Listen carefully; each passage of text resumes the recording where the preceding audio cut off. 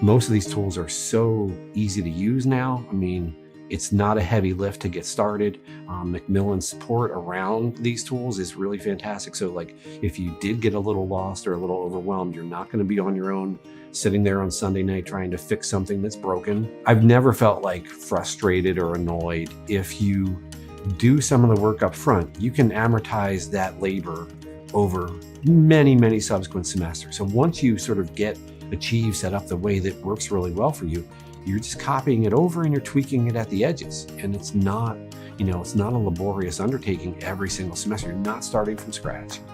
Maybe during the summer, prepping for the fall, you do it once. You could be using, that labor over the next 5, 6, 7, 8 semesters. The ease of use in Achieve is really impressive. I'm someone who I don't want to try a new board game because I have to learn the rules, or I don't want to watch a new TV show because I'm gonna have to take an episode or two to get into it. I hate putting furniture together because I have to read all the directions. But that's not the case with Achieve, in that it's really intuitive and it's really easy. It's just point and click.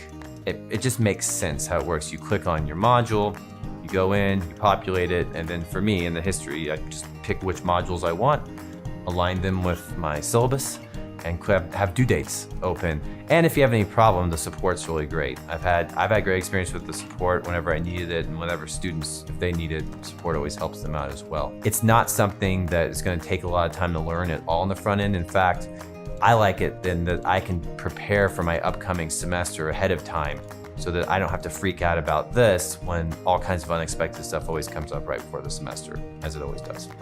One thing that I have to do as course lead is create courses for all of our adjuncts and PhD students who are also teaching principles of microeconomics. And it's extremely easy to do that in Achieve. I can create a course managing section, and then from within there, copy the same section to subsections for each of the individual instructors. If I need to make a change, I just need to make it in the course manager, and then I can push that change to all of the subsections. And then the individual instructors have some control over their subsections, or I can adjust the level of control that they have, where if I don't want them to be able to manipulate due dates and so forth, I'm able to do that as well and cut that off from the section manager. So I find it really useful and very easy to set them up and continue to monitor them throughout the semester. It's been good in terms of inclusive access, which is something I really use. I want my students to know, a week before that, hey, you can kind of go in here, look at things, engage with it. Macmillan does have a lot of videos and things that you can link your students to. So I've kind of done that on my own and kind of found some of those things, like what is a learning curve quiz? What is it going to look like for the video activities? As long as you as the instructor talk to your students about how to use the tools or how we're going to be engaging in it, then I think it's pretty easy.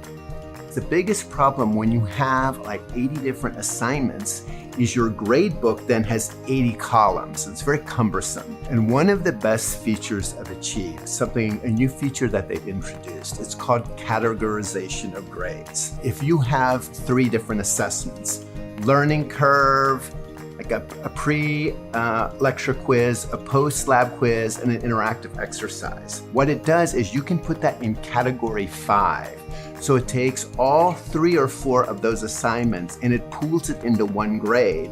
And then it ports that over to Canvas as one grade. So that's a really unique feature of Achieve, is this ability to categorize several assessments for one chapter, pooling it as one grade. So you only have one column in the gradebook rather than having like 6 or 7 for each chapter. So it makes the gradebook much more manageable. Technical support and quick and efficient support is extremely important, especially since I handle big courses. So I have 500, 600 students that if there's a technical issue, if something doesn't work, if sometimes there is an error message, if it's not addressed immediately, then I will have to deal with 400 emails within a day or so. And that was one of the reasons why I used Macmillan. I'm very happy because I did get that support that I wanted. One of the features that I like about them is that they do make the logistics and the administrative part of the course a little bit easier for me. So coordinating a large course with multiple instructors and hundreds of students and multiple teaching assistants, it's always a lot of work, right? I mean, it's always a lot of work. There's always so many things to set up, managing exams and tests, and a big teaching team and so on. That's always a lot of work.